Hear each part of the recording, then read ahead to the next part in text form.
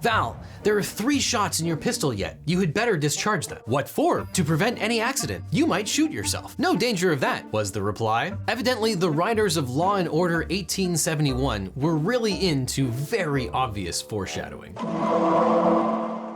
Among the many sworn duties of lawyers, perhaps the most famous is that of zealous advocate. A lawyer is duty-bound to do everything reasonable and ethical to help a client achieve their goals. The best lawyers burn the candle at both ends with long hours and little sleep in service of zealous representation, figuratively killing themselves for their clients. But do you know the story of perhaps the greatest defense attorney of all time, who took the oath of zealous advocacy just a little too seriously by not figuratively dying for his client, but literally dying for his client? Well, today we're going to discuss the curious case of Clement Vallandigham, whose novel legal defense got his client acquitted of murder charges at the cost of his own life, and along the way was found guilty of treason and exiled before sneaking back into this country in disguise. It's going to be a wild ride, so let's get started.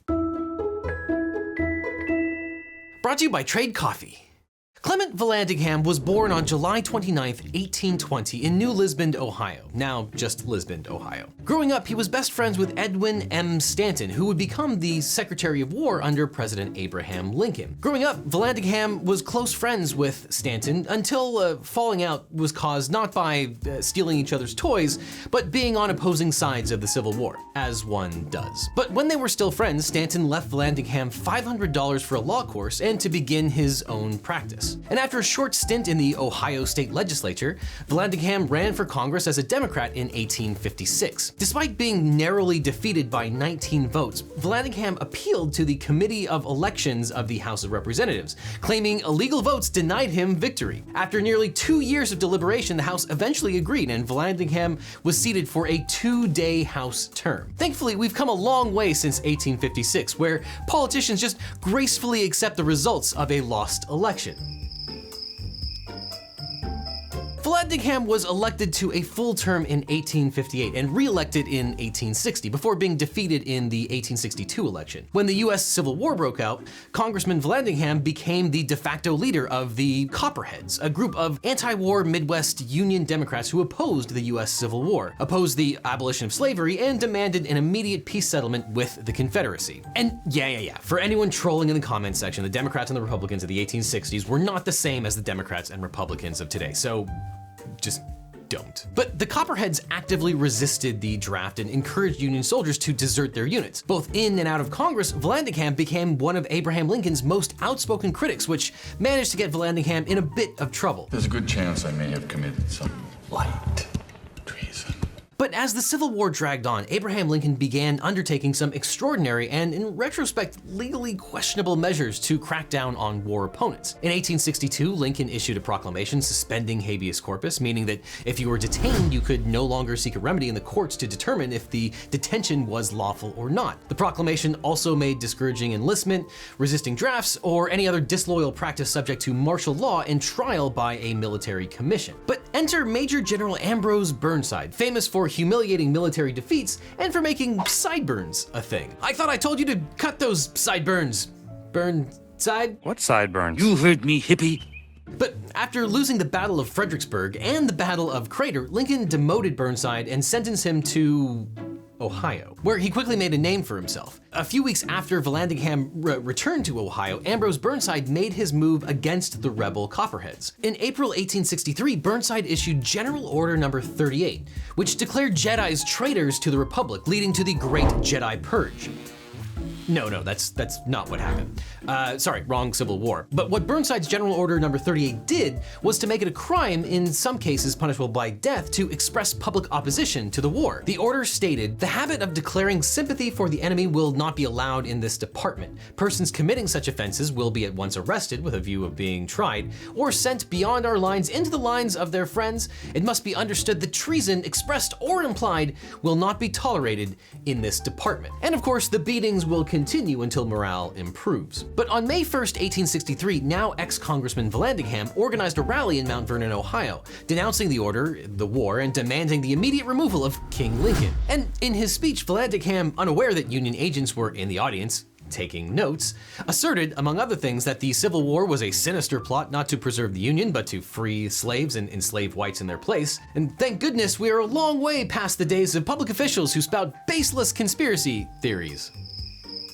Vallandigham asserted the Constitution protected his right to speak freely despite the order. Ambrose Burnside disagreed. And in the early hours of May 5th, 1863, 150 Union soldiers surrounded Vallandigham's home and arrested the former congressman for treason. And as a result, Vallandigham was brought before a military tribunal where he refused to enter a plea. Ever the lawyer, he argued that the military tribunal lacked jurisdiction to hear his case, as he was not a member of the military nor a resident of a state in rebellion or in a state under martial law. And Vallandigham contended that the Constitution guaranteed his right to have his case heard in a civil court in front of a jury of his peers, guaranteed under the Constitution. Clear as day. The military tribunal disagreed. Vallandigham was convicted of, quote, uttering disloyal sentiments and attempting to hinder prosecution of the war and sentenced to 2 years in a military prison. Vallandigham actually appealed his case all the way to the Supreme Court, arguing that as a civilian, he could not be tried as a military tribunal, which gave rise to the Ex parte Vallandigham case. In Ex parte Vallandigham,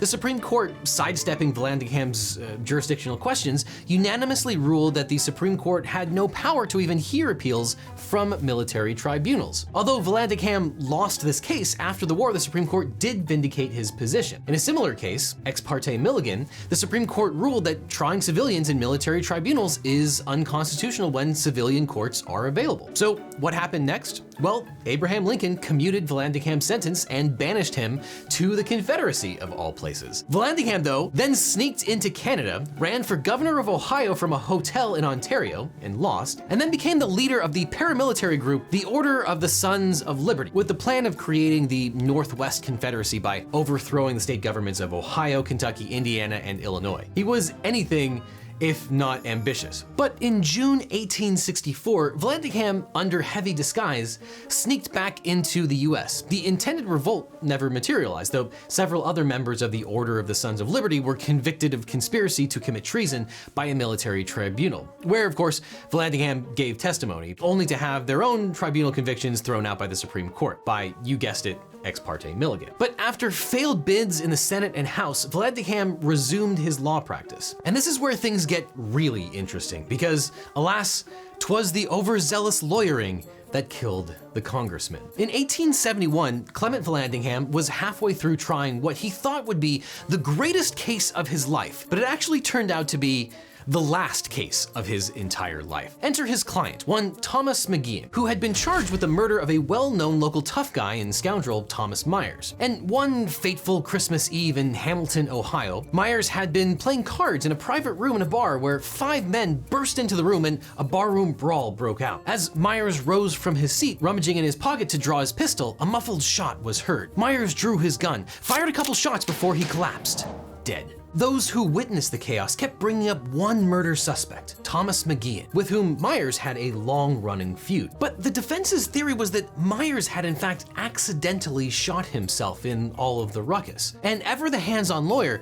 Vallandigham was dead set on proving this theory correct to his co-counsel. So, like any good defense attorney, Vallandigham began inspecting the murder weapon. And after firing 2 rounds of his 5-shot Smith & Wesson revolver into a square of cloth to test whether it would leave a mark of powder, Vallandigham headed back to the hotel with his co-counsel. Newspaper accounts at the time recounted the following conversation that would portend Vallandigham's impending demise. Co-counsel Milliken, ever cautious and thoughtful, said, "Val, there are 3 shots in your pistol yet. You had better discharge them." "What for?" responded Mr. Vallandigham. "To prevent any accident," replied the cautious attorney. "You might shoot yourself." "No danger of that," replied Mr. Vallandigham. "I carried and practiced with pistols too long to be afraid to have loaded one in my pocket." "You'd better be careful though," said Mr. Milliken. "Never fear me," was the reply. Evidently, the writers of Law and Order 1871 were really into very obvious foreshadowing. And when Vallandigham returned to the hotel, he received a package, an unloaded revolver that had been used as a trial exhibit. Back in the hotel room, Vallandigham placed both weapons on the table, side by side. And as other lawyers joined him in the room, Vallandigham proceeded to test his theory that Tom Myers shot himself. Vallandigham, accidentally grabbing the loaded gun because, obviously, he placed the revolver in his pocket and slowly drew it out. He pointed the gun at his abdomen, in the exact position he believed Myers shot himself. Thinking the gun was unloaded, he pulled the trigger.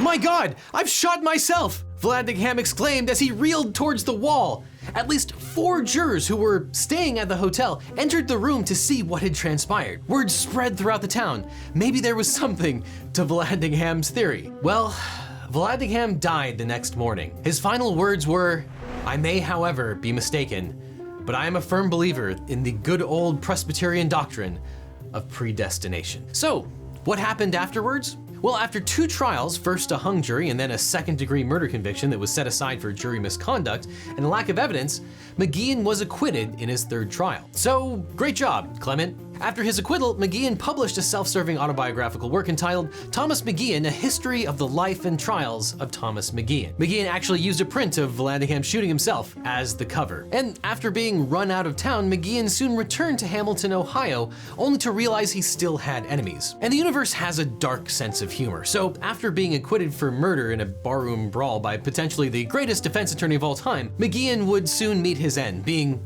shot to death in a bar. As reported by the whimsically named Tiffin Tribune, the Hamiltonians threatened to take his life if he attempted to make his home in that city. And they evidently don't like to be caught in a lie about a small matter of that kind. As for Ambrose Burnside, well, Mr. Sideburns was elected to be the first president of the NRA. Yes, that NRA. And that, my friends, is the curious case of Clement Vallandigham, potentially the greatest defense attorney of all time. And if there's any takeaways from this, it's probably that when your co-counsel warns you not to shoot yourself, you should probably take that advice. But this is not the end of the story. You see, the universe really does have a dark sense of humor, and the universe was not finished with Clement Vallandigham. As reported by the Fife Herald at the time, hardly was Vallandigham in his grave before another man killed himself while trying to precisely in the same way to demonstrate how Mr. Vallandigham had met his death. I know you think that lawyers are super smart,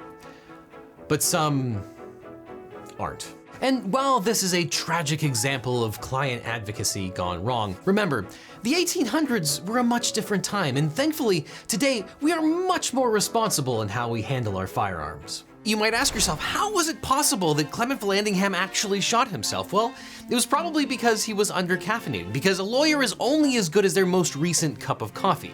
And I get my coffee from Trade. And Trade's great because not only do they have a huge selection of your favorite coffees, but they also have an awesome quiz to get you matched with coffee recommendations based on your taste preferences. I basically want something that tastes like hot chocolate and pairs well with a ton of milk and sugar. And Trade was able to find me the perfect roast. And with Trade, you can discover new coffees from the nation's top roasters because Trade learns your preferences over time and pairs you with a personal selection of coffee conveniently delivered straight to you. And if you already know what you like, then they probably already have your favorite roaster in stock at a great price. So if you would like to try Trade coffee, Legal Eagles will get 50% off their first bag when they sign up and get free shipping. So just click on the link in the description, take the quiz, and choose your frequency, whether you want 1 bag or a whole bunch. And then rate your coffee so your suggestions get even better over time. You can even choose whole beans or your preferred grind. It's really the best coffee website out there. So to get 50% off of your first order, click on the link in the description or use the promo code LEGAL50 at checkout. Plus, clicking on that link really helps out this channel. So do you agree with my analysis of the famous incident of Clement Vallandigham? Leave your objections in the comments and check out this playlist over here with all sorts of crazy legal oddities and ridiculous things in the legal world. So click on this playlist or I'll see you in court.